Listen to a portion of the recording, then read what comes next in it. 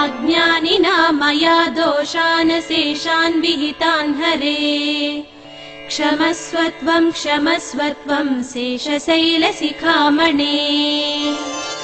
उन्मील्य नेत्रयुगमुत्तमपञ्जरस्थाः पात्रावशिष्टकदलीफलपायसानि भुक्त्वा सलीलमधकेलिसुखा पठन्ति शेषाद्रिशेखर विभो तव सुप्रभातम्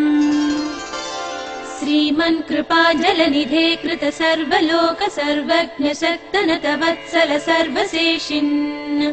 स्वामिन् सुशील सुलभाश्रित पारिजात श्रीवेङ्कटेश चरणौ शरणं प्रपद्ये।